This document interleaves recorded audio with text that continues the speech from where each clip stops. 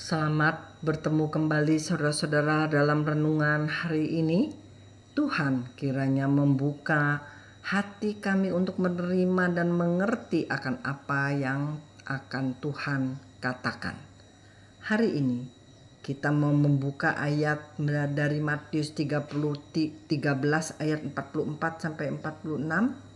Hal kerajaan surga itu seumpama harta yang terpendam di ladang, yang ditemukan orang lalu dipendamnya lagi.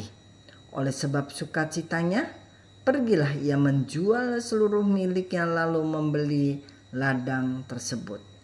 Demikian pula hal kerajaan surga itu seumpama seorang pedagang yang mencari mutiara yang indah. Setelah ditemukannya mutiara yang sangat berharga, ia pun pergi menjual seluruh miliknya lalu membeli mutiara itu.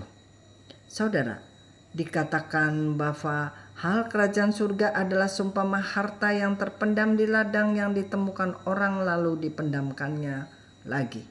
Oleh sebab sukacitanya, pergilah dia menjual seluruh miliknya lalu membeli ladang tersebut. Pertanyaannya, siapakah orang itu? Apakah kita sebagai manusia atau Tuhan Yesus? Kalau itu kita, saya ragu. Kalau kita mampu ya saudara-saudara dikatakan menjual seluruh milik kita untuk membeli ladang, hal yang kita tidak mampu melakukannya. Jadi orang itu adalah Tuhan kita Yesus Kristus. Dia sudah terbukti meninggalkan sorga yang penuh emas dan batu permata untuk lahir sebagai manusia di bumi dan mati di salib untuk bukan dosa dia, tetapi dosa yang dilakukan oleh kita sebagai manusia.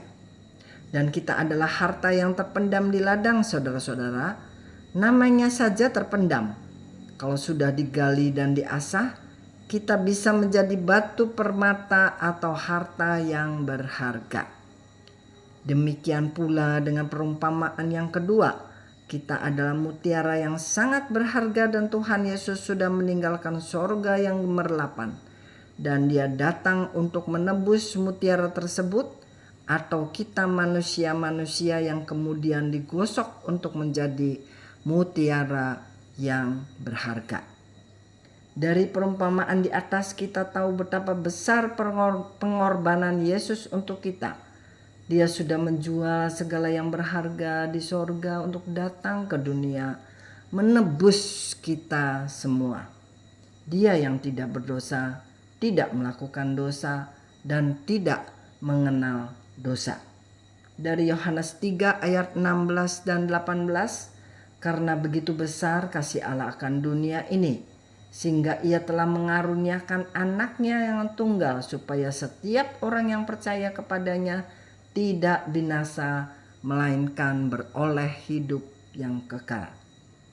Barang siapa percaya kepadanya, ia tidak akan dihukum. Barang siapa tidak percaya, ia telah berada di bawah hukuman, sebab ia tidak percaya dalam nama Anak Tunggal Allah. Saudara-saudara, kasih Allah tidak terselami, panjang, lebar, tinggi, dan dalamnya. Kasihnya kepada kita sanggup membuat dia mengorbankan anak yang tunggal. Dan ayat selanjutnya mengatakan bahwa penghukuman jatuh untuk orang yang tidak percaya kepada Yesus. Ada kata setiap orang yang percaya, saudara-saudara. Tuhan menghendaki kita percaya sepenuhnya kepada Dia, bukan separuh-separuh. Kapan kita tidak percaya kepadanya? Misal, pada saat kita sakit, kita lebih percaya kepada dokter dan obat-obatan dari apotek. Saat berhubungan dengan kelas, kita lebih percaya kepada guru-guru. Untuk proyek dan pekerjaan, kita lebih percaya kepada orang-orang yang berwenang daripada menyerahkannya pada Tuhan pada kesempatan yang pertama. Hal di atas sebagai bahan renungan hari ini, saudara. Biarlah kesempatan pertama yang kita ingat adalah Tuhan. bukan dokter, apotek, guru, bos, dan lain-lain. Semoga kita bertemu kembali di lain kesempatan. Cheerio.